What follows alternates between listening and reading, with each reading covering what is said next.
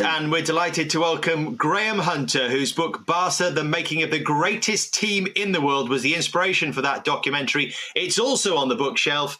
And Graham, it's a great read. Congratulations for your part in it. Great to see you this morning. That is some claim, though. The greatest team in the world. It's not as big as the claim as Messi makes about me. They call me the 12th man. David, you're the fifth Beatle.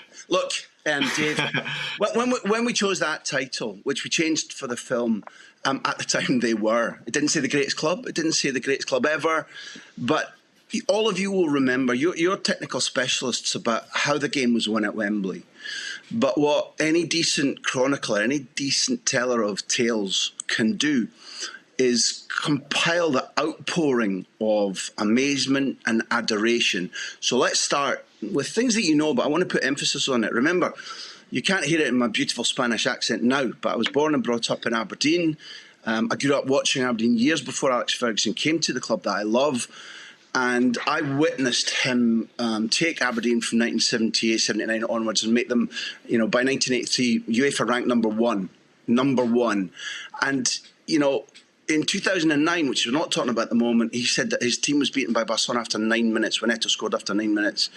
And at the end of Wembley, when we knew that it was likely that several of his players, and maybe he himself, were drawing to a close of the way in which they'd dominated Europe, his phrase was, Dave, nobody's given us a hiding like that. So when we titled it, frankly, it was about the brand of football. It wasn't braggadocio. It wasn't comparing to other eras and saying you were worse.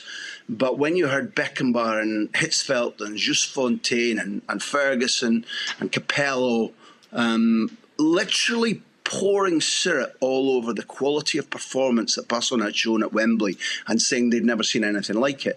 When you listen to the United players talking about facing that side, I think the word greatest was allowed to be used, I think. Certainly not going to argue with you, Graham. It was an extraordinary performance. We've actually got some stats from that game, which live long in the memory. 9 years on, you can see the dominance in terms of the attempts on goal, 22-4, 12 on target to United's 1. And of course, as you'd expect, keeping the balls, taking it and passing it, in fact, Graham. 68% possession and 90% passing accuracy. Was that performance in 2011 the peak of that team?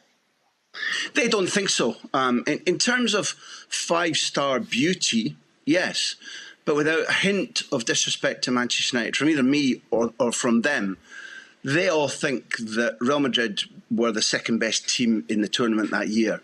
Packed full of character, packed full of talent, coached by Jose Mourinho, who let the grass go, ordered the English groundsman, brilliant groundsman at the Bernabeu, to let the grass grow long in the first leg of the semi-final. They played very defensively, at home, looking to play in the break. Pepe got sent off. It was a gargantuan semi-final.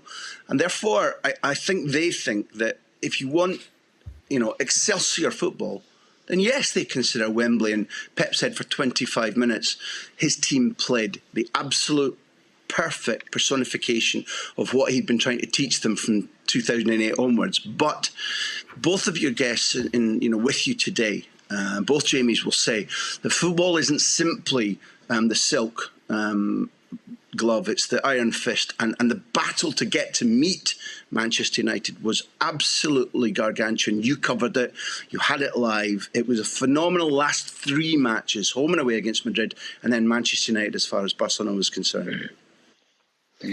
Graham, we're talking about obviously Pep just before you came on, and that team being the greatest ever. I think we'd all agree on that and what he created and where the players talk about him. But one of the interesting things is for me is that success continued with different managers in terms of Villanova coming in, Luis Enrique coming in as well. Is the feeling in Barcelona this was Guardiola's time or this is Messi's time? Who's seen as the main architect of the success that's come Barcelona's way in the last 10, 15 years? Well, if you had Messi on the line now instead of me, he'd avoid the question. And if you had Pep, and in fact, maybe you've asked him, Pep would say Messi. And I don't think there's any debate.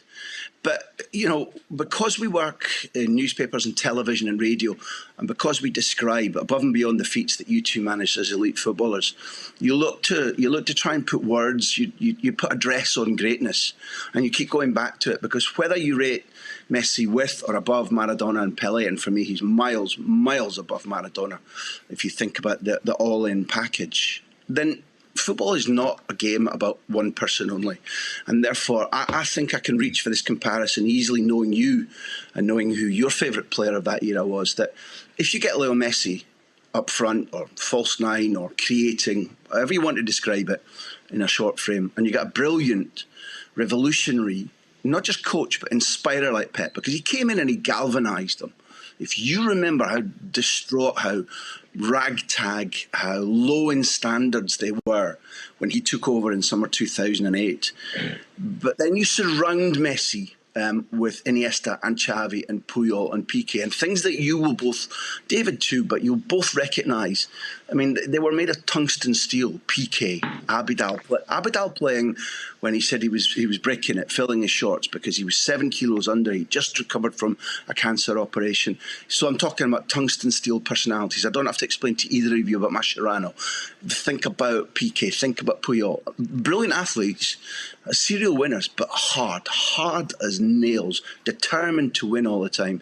But then you dress that up with the Michael Carrick talks in the film about being shocked about how Villa and Pedro were willing to hold so far wide and ask Park and Valencia different questions, spread the pitch. And if you spread the pitch, and that's why, you know, Ryan Giggs probably is the greatest Premier League player, but playing him in midfield that night, I'm not certain was right, because as the pitch was spread, Messi dropped back with Busquets and Xavi and Iniesta, and Dani Alves moved into the midfield as well.